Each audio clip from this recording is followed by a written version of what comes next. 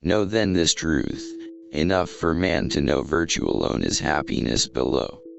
At every word a reputation dies. Behold the child, by nature's kindly law pleased with a rattle, tickled with a straw. The ruling passion, be it what it will. The ruling passion conquers reason still. All nature is but art unknown to thee. Like Cato, give his little senate laws, and sit attentive to his own applause. And all who told it added something new, and all who heard it, made enlargements too. Lulled in the countless chambers of the brain, our thoughts are linked by many a hidden chain, awake but one, and in what myriads rise. Passions are the gales of life. Lo, what huge heaps of littleness around. Gentle dullness ever loves a joke. Man never thinks himself happy, but when he enjoys those things which others want or desire. Not always actions show the man, we find who does a kindness is not therefore kind. Some old men continually praise the time of their youth. In fact, you would almost think that there were no fools in their days, but unluckily they themselves are left as an example. I find myself hoping a total end of all the unhappy divisions of mankind by party spirit, which at best is but the madness of many for the gain of a few. True politeness consists in being easy one's self, and in making everyone about one as easy as one can. Virtue she finds too painful an endeavor, content to dwell in decencies forever. Our passions are like convulsion fits, which, though they make us stronger for a time, leave us the weaker ever after. A wit with dunces, and a dunce with wits.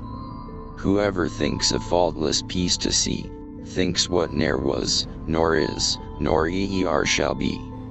Many men have been capable of doing a wise thing, more a cunning thing, but very few a generous thing. True ease in writing comes from art, not chance, as those move easiest who have learned to dance. How shall I lose the sin, yet keep the sense, and love the offender, yet detest the offense? But Satan now is wiser than of yore, and tempts by making rich, not making poor. The difference is too nice, where ends the virtue or begins the vice. What some call health, if purchased by perpetual anxiety about diet, isn't much better than tedious disease.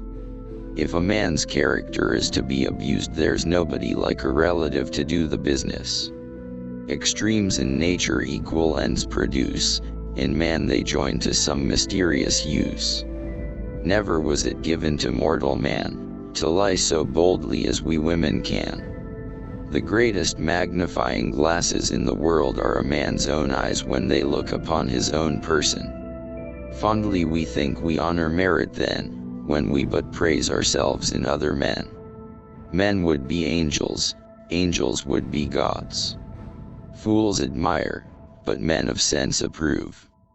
Not to go back is somewhat to advance, and men must walk, at least, before they dance. Those move easiest who have learned to dance. A work of art that contains theories is like an object on which the price tag has been left. Of manners gentle, of affections mild, in wit a man, simplicity, a child. The learned is happy, nature to explore, the fool is happy, that he knows no more. 'Tis but a part we see, and not a whole. Pride is still aiming at the best houses, men would be angels, angels would be gods.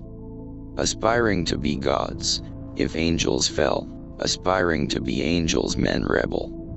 A god without dominion, providence, and final causes, is nothing else but fate and nature. To observations which ourselves we make, we grow more partial for observers' sake. Is pride, the never-failing vice of fools? An honest man's the noblest work of God. The bookful blockhead, ignorantly read, with loads of learned lumber in his head. Hope travels through, nor quits us when we die. The vulgar boil, the learned roast, an egg. For modes of faith let graceless zealots fight, his can't be wrong whose life is in the right.